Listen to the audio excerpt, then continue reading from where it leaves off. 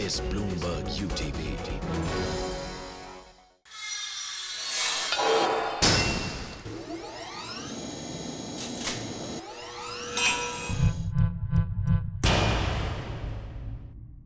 This is Talkback. I'm Hindol Sengupta, delighted to welcome on my show once again Dr. Pachauri. Dr. Pachauri, thanks very much indeed for being on the show. Pleasure. I wanted to begin by asking you, Ed Miliband says that for all practical purposes, nothing will come out of Copenhagen. Envoy Sham Saran says that he believes, in fact, and if I may quote, the talks are deadlocked and there is a deliberate attempt to downgrade international expectations, and that is unfortunate. Tell me, Dr. Pachauri, what really can the world expect in real terms from Copenhagen? Well, it seems to me the way things are at this point of time, we are unlikely to see a very strong agreement being completed and finalized in Copenhagen, because I think the essential ingredients that would make something like that happen, particularly a clear commitment on the part of the US, is missing. And therefore, I would imagine that the best we can get is some kind of a framework agreement with a number of gaps that would be identified and which would need to be filled in. But I would like to take a somewhat larger view. The reality is that I think there is so much awareness all across the globe on the scientific realities of climate change, and there is clearly a very definite articulation of desire on the part of world leaders to take action, that I don't think Copenhagen is going to be a showstopper. What you will see is that even if we get just a framework agreement in Copenhagen, there will be much that will happen beyond that stage. So, what unfortunately is likely to happen is a delay in taking the right set of actions, but certainly not an avoidance of an agreement. I think the agreement will come in its fullest shape, but perhaps a little bit later. You just spoke about how the commitment from the world leaders exists, but people around the world want to know, why does the commitment never really transact itself into real action? Because the holes that you're talking about filling, they seem to remain in bureaucratic red tape, and indeed some would now say, as we come closer to the 2012 deadline of the Kyoto Protocol, in national or international obstinacy, and because neither side wants to move forward, you cannot get any move forward. Well, I think one big missing quantity is the US. Unfortunately, timing wise, Copenhagen has not been very good for US action. You have a new administration which has not even completed a year in office, and for a variety of reasons they have not really been able to push things in this field. One reason is that President Obama has been overstretched with a large number of problems, including the healthcare legislation. The economy is not doing well. Afghanistan is in a mess. And the political capital he started with has been partly eroded.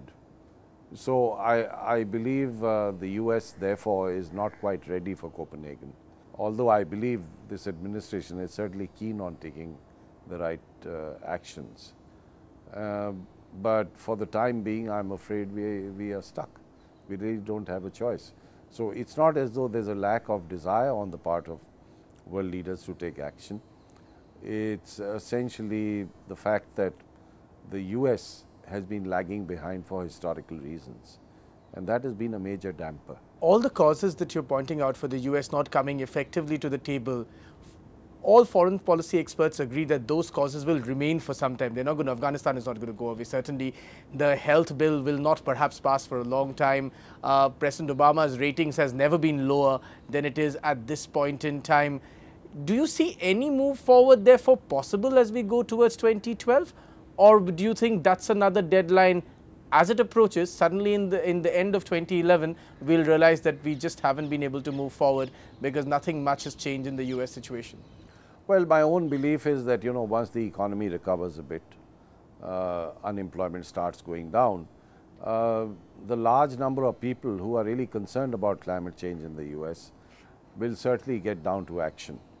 And after all, they are the ones who have elected President Obama, and they are not going to give up, they are not going to step backwards in this area. So, my own perception is that you will see a snowballing of efforts, which will make it very difficult for any government in the US not to take action. Because I think there is a groundswell of public opinion over there that favors higher levels of energy security, that favors using energy resources more efficiently, and also a fairly large number of people who believe that the US has to lead in terms of climate change. And I can assure you there are people in industry who feel that they might be left behind if the US is not part of the solution, because the market is going to move towards a low carbon future, and if the US is not part of that market, they will lose market share. In the last few months or indeed years, have you seen, does it seem to you that there has been suddenly a revival of conservatism, a revival of rigidity, and is that the byproduct of the economic downturn? Well, you know, there are two factors over there. One clearly has something to do with the economic downturn, because that only provides ammunition to those who don't want to take action on the environment. They'll say, see, this administration and people in power are taking away your jobs, and at the same time they want to protect the environment, they want to fight climate change.